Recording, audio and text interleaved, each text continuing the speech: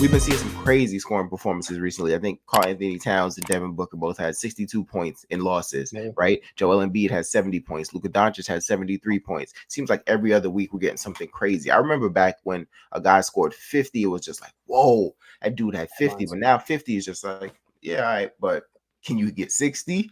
Can you get 70? You know what I'm saying? So, when you look at the league these days, Kev, do you think it's just easier to score because these guys are so supremely talented, or do you think maybe like the defense is so bad, or this is just the way the NBA is tailored to be now? Like, what do you see when you look at the NBA today in the scoring? I mean, I think at the end of the day, the NBA is a revenue generating business, right? So what's going to get them that casual viewer? What's going to get more people to buy in, turn the TV on? And I mean, I think we can all agree that's scoring. Me personally, having grown up watching basketball in the '90s, that's not how things were. But then you could look at rule changes, right? The hand check, you can hand check, go into the zone defense, and that has been a gradual shift. But I think in today's game, like literally today, past couple of years, you could say, if I remember correctly, there's been 3 70-point games in the past 2 years, and prior to that, there was 12 in 70 years, right? So this is just an evolution of the game. This is how they want it to be, right? With the big man spacing them out, everybody's a shooter now. Load up the 3-point line. Going back to the D'Antoni era Suns, I think that's kind of where the game has evolved to be now, where they look at it as, how am I going to maximize my points? And it's not throwing it down to the center and having him, back in for 15, 20 seconds and then kick out for a jumper. It's about clearing out space, giving people like James Harden, Luka the ball all day long, all game long, and just letting them, go to work. It's not a style of play that I personally like, but I think it puts fans in seats. And more importantly, it gives them something to post on social media, right? Something to advertise, like, yo, this guy went for 70, this guy went for 70, D-Book went for 60. I mean, I think this is trying to get people to watch, and that's what's going to get the casual viewer to watch. Yeah. I think what's crazy is you would think that, like the more scoring and these crazy numbers, I mean, maybe it is only tailored towards the casual, because like someone who like me who's been watching basketball for a while, I think what's missing right now, even with these crazy scoring, is, I mean, it's just like too easy. There's no defense being played, right? And I'm not one of those guys like, oh, defense. But I think it was just different when you saw a guy getting that work. Like, yo, this guy's trying his hardest, but this other dude is just still cooking him, giving him 50. But when you just see like a guy just open every single time and getting buckets, it's like, all right, that's cool, but you're giving out work, but it's not the same as a guy really trying his hardest and he could just do nothing with you because you're just such a good shot maker. You know what I mean? So I think that's what's lacking. And these guys are like supremely talented. Some of the moves these guys are doing, like, I don't even know. Like, it's really borderline traveling, but it's kind of like so smooth. It's not a travel, but it's like really just like, shifting the rules to your advantage. And I mean, it's fun to watch. You know what I'm saying? At times it's fun to watch, but I do think the defense becomes so bad and just lack thereof. Like, people just don't really care. They really don't care. And I think that's what's added so much to these crazy scoring outputs. Like, guys just don't care. Like, if a guy got like 40 something else on the first half, like, bro, as soon as the third quarter start, doubled it. This guy is not scoring no more. Right. You know what I'm saying? It's just not happening. There's no way. Just gonna, I don't know, bro. And then, I know I was talking about Jeff Teague before, but I also heard, they were talking about like, what would you rather have a chip or have a max contract, right? And I don't think there's a wrong answer there. But Jeff Teague was just like, man, forget that chip, man. I'll pawn that joint, man. Give me the max contract. But it just shows, kind of what league is at right now. People just trying to make their bread and go home. You know what I'm saying? I'm just trying to make my money, live comfortably, and go home. And I just think it's reflecting on the court. Yeah, 100%. So in my case, I think it's nuanced, man. It's really nuanced. So I think there's a bunch of different factors. Like Kev mentioned, I think the NBA is just moving in the direction where it's just like, okay, offense is just, celebrated, right? It puts butts in seats, right? When it comes to the defense, I do think there has been a gradual, I think defense has gradually improved. However, I think the issue is that offense, there's a huge gap between the offense and the defense nowadays, right? For instance, right? The fact that when you watch players play, even in at the high school level, right? Just even the simple movement, like a hip swivel or like a misdirection with the gather with the ball, Those movements alone, people were not doing that in the mid 2000s, let alone in the 80s and 90s. That is just so hard to guard. Like literally, like even Rue, you know, we played bus day. We used to have people, you know, full court press. Bro, I will kid you not. Shortly afterwards, I think when I graduated, I played against like a kid. I had a ball in the string and he was doing gathers. And when I tell you he was the hardest person I had to guard because it was just so hard to kind of predict certain moves. And then you got to factor in, right? And this is just a regular average Joe, myself, just in LA Fitness. Can you imagine NBA players that have to deal with those type of movements? Then on top of that, with a pick and roll, right? Whether or not there's going to be a drop coverage, whether or not you got it's a lot of, it's just so many different variables on the offensive end that the defense is just difficult, along with not hand checking and you got to slide your feet. Like I've literally watched Patrick Beverly, who's a great defender, got grit, get cooked up. 94 feet. I just think the offense, the gap in offense and defense is just so wide now that it's like ridiculous. Like, for instance, if you go back and watch like Michael Jordan, for instance, right? They couldn't play zone, right? They had to like just a mano. And I would literally watch MJ get 50 just on no switches, no double team. I think that's what's happening in this league, but in addition to pick and rolls, amongst other things as well, right? So I just think it's just the skill set has gotten tremendously better, but also the rules that are in place is also favoring the offense as well. That's what I think it is. Yeah. So my question to you both is then how do you change that, right? I mean, because in my opinion, I don't think they want to change it. But Mo touched on something in terms of like going back to AAU ball. Like how many of these kids are actually being shown defensive drills? Like how many of them are actually going through defensive schemes? I mean, I think it's like it's a known joke now that Mike D'Antoni never practiced defense, right? There was no schemes, there was no switches, there was no. It was just all offense. So, you know, offense is again what's going to get you noticed. It's going to get the scouts, you know, to come and look at your games. So, how much defense are they being taught? So, is it only an NBA problem? Like, can the NBA just wake up and say we're going to change the rules back, make defense a little bit more of a priority, or is this just the way it's going to be based on how kids are being, you know, taught nowadays? Just coming up through the system where, you know, if I drop 30, I'm going to get the scouts, the money, the scholarships, whatever comes with it. Yeah, and also I was going to say too, a big factor, of course, is the Stephen Curry effect, right? The amount of threes people are putting up too, which is the reason why we're seeing all these high-scoring games, which naturally makes sense to kind of end up my point. But just to kind of answer what you're saying quickly is, I mean, I don't know. I think there's not enough emphasis. I agree, it's not enough emphasis on defense. And I think, or like players hustling, you get those hybrid players like PJ Tucker, but like even those defensively sound plays, even Drew Holiday, there are just times where they cannot do anything against a highly skilled offensive player because you got to look the reward of being a lockdown defender. When you look at it, you focus all your time in defense. At the end of the day, if you have two players nowadays, one focus all their time on offense and one focus all their time on defense, there's just a lot more rewards that come with the offense. And not only that, the offensive player is more likely going to be more successful.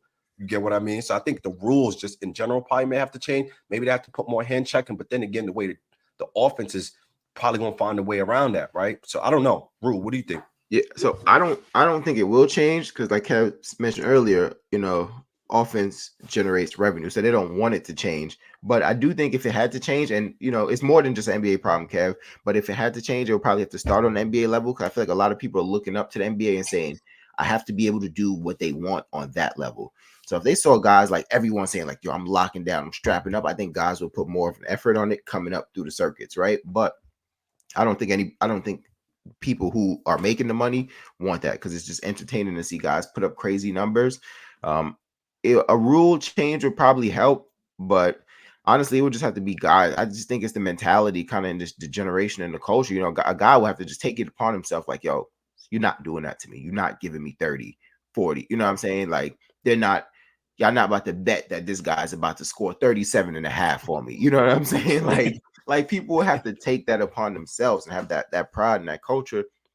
And I really just don't think that's how this generation kind of is. It's kind of like, like I said, yeah, I'm gonna just make my bread, do my thing, and I'm gonna go. You know what I mean? So and I think you made a good point with the double. I think the double team, like if teams actually practice more double teams, I think that'll help a lot more. Like you mentioned, I think that was an excellent point because maybe they can't guard 1-on-1, but get the ball out of his hand. bro, I just can't imagine. And don't get me wrong, I'm not on that level, right? Right. I'm not on NBA level. But just imagine us playing like in a tournament. I just can't imagine this dude about to go out and get 73. Like we're gonna do something. Like, bro, like you know what? When he's inbounding, you stand on his left, I'm gonna stand right. He's not Yeah, getting the ball. trap. He's Yeah. not getting the ball. Yeah, because honestly, the switches don't work. Like when you know how to switch matchups nowadays, like I put the best defender, that don't work. And you got to understand, NBA players are at a level like Kevin Durant, like the best elite scorers that we see in the league that's putting up these points. When they get hot, you got to do something. Just you guarding them 94 feet or you playing good defense is just not enough. Sometimes you got to get the ball out their hand, you know? Yeah, sometimes in the midst of switching, the shot goes up, and then what? Buckets. You know what I'm saying? Like you trying to switch, or you gotta get confused, and then people are shooting from now 30 feet, 35 feet. It's just like, yo, it's crazy. But I guess just to kind of come full circle on this topic. So, do you guys like where the NBA is at? Like, do you actually want it to change, or do you like where it's at? I mean, I think I mentioned a little earlier, I'm not a huge fan of the direction it's going in. I love the scoring, but I think we've all watched games where we'd be like, all right, let's get this stop. Like somebody send a double team, a trap, send something. After a while, it becomes like, all right, so Luke is just scoring at will now, and we're just not going to do anything. Or Devin Booker's got the hot hand, we're just going to let him cook. Like I think it needs some defensive principles to come back into the game. You need to have like a crucial stop at the end of the game. It can't all just be someone making a bucket or drawing a foul. I mean, for me personally, like I just think it would just add to it. It would just add to the excitement at the end of the game when crowds cheering defense, and you actually come up with a big stop. Where Yeah. nowadays it's not a stop; it's just a missed shot, right? You didn't really stop them; they just missed. So, I mean, my preference would be to kind of pull it back a little, but I think I'm in the minority. Yeah. I can't lie. I don't. Sometimes it's hard to watch. Like the moves are nice and crafty, but sometimes like the totality of a game is hard to watch. And I remember people used to say back in the day, sometimes they don't really watch the NBA game till the fourth quarter, and I never understood that. I used to want to watch a game from the jump or to like to zero on the clock, but now I kind of get it. You know what I'm saying? Sometimes I'm just like, I could go do something else. I don't really need to see all this junk in the beginning. I just wait till they get serious. Almost like it's like every game is almost like an all-star game. Just wait till they get serious at the Right, end, to and the end. then you tune in. So I guess I got to be on the record. I don't love it.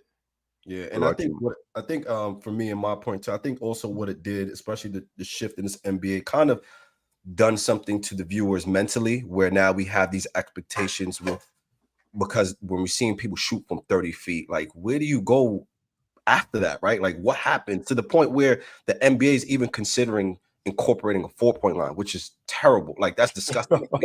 You know what I mean? So it's kind of like for me, Rule, like get out the mud. You know what I mean? Like defense, like that's how we was kind of brought up. Like play some solid defense. If I can't stop you, we gonna have to trap you. We gonna have to figure something out, right? Like you gonna have to like get the ball out your hands.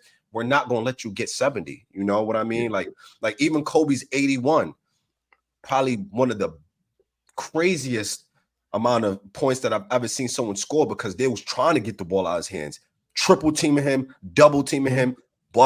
And in those cases, yes, that may happen, but how frequently would that happen, right? So I'm kind of like, I agree with you and Kev. I think, if we can somehow put more emphasis on the defense so we don't prevent that gap between the offense and defense, right? Because I think there's too much emphasis on offense and getting better offensively as opposed to improving the defense, right? And just kind of like, okay, if he makes the shot, he makes the shot. If I play perfect defense, just try to get the stop, no matter what.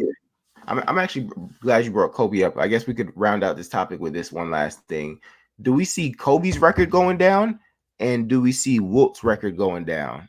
And of course, Kobe's 81, Wilt is 100 points. Kev, I'll let you go first. And what do you think? Well, I definitely think we see Kobe's record going down. I mean, I think guys are already a couple buckets away from it. It just seems, and I'm not saying it looks like it comes easy, but again, 3 70-point games in 2 seasons. So that's the trend. That's where we're going. And we got some great scorers out there. I think his record is definitely going to fall at some point. Wilt, I don't think so, but you'd never really know. I do think people have to make a concerted effort. Teams have to make a concerted effort to get their star player the ball, to get the shots up, like Embiid the other night, where me and you were talking about it, where they were trying to get him that 70, right? They were feeding him. Same thing with Luka, although Luka always has the ball in his hands. But I think to get 100, you need that concerted effort. Where at that point, then is it really part of the game? Like, are you getting into the flow of the game, or are we just playing for the record? Yeah. One thing I say, I know a lot of people out there, maybe Mo, but definitely my man Mel. Mel doesn't even think Wilt Chamberlain is a real person. First of all, so yet alone believe that he scored 100 points. He doesn't even think Wilt Chamberlain's a real person. But I think the Kobe record is going to go down. This season, I don't know, but soon. Just at the pace that guys are going, the way just to manipulate the rules and the refs get extra free throws, how many threes are going up. I think Kobe's record is going down 100. I don't know in my lifetime if someone's going to get 100. Like you said, it's too much. The team has to do is just keep getting this guy the ball, keep feeding this guy the ball. And I mean, I don't really know where guys draw the line these days. It may be 50, it may be 55, but eventually they kind of be like, nah. Once you got like on the verge of 60, they're kind of like, nah, we got to kind of slow them down now. It's not like 20 or 30 no more. But when you get around 60, they probably gonna be like, nah, slow down. Because you saw when Luka got to the 60s, how hard it was actually for him to get to the 70s. They started taking it serious. Like, okay. So I do think Kobe's is going down. Wilts, right now, I just don't know. It's too hard to say. What about you, Mo? You can close this out. Yeah, I think, I agree with you. I think Kobe, because they're flirting, they're getting right there. Like they're way. They're right there. They're to the point where now it's like, I think the coaching just love Kobe so much at times where you see they pulling players out at certain points of the game. Like, all right, you know what? Let's not keep it, but I think they're gonna surpass Kobe's 81 points for sure. And it speaks to how great Kobe was, right? But man, and I'm not going to discuss, whether or not actually happened, right? But it is cemented. So the 100-point game, I think it's possible. I don't like you said, Ru, I don't know if it's going to be in our lifetime, but what made me realize it is possible is when Clay went for 37 in one quarter. When I seen that, I was like, yeah, someone can definitely score 100. You know what I mean? But I don't know. Threes add up very quickly. Yes, but I think it's going to require someone to be a sharpshooter. It's going to have to be the perfect night. The team has to rally behind them. Maybe there's some parlays, they place bets, on the opposite team, and they're like, yo, let him shoot. I got him, I got him over 90, right? But I think eventually, Wilt's, record's definitely going to be broken, especially in the direction that we're going, unless something changed, right? Okay. That's my point. Okay, cool. Appreciate you guys. Appreciate the conversation. I'm gonna turn it over to the audience and our supporters. Do you like the current state of the NBA? Let us know in the comment section. And do you think Kobe's record will be broken? Do you think Wilt Chamberlain's record will be broken? Continue to like, comment, subscribe. 2 cents short of $1, and we're out.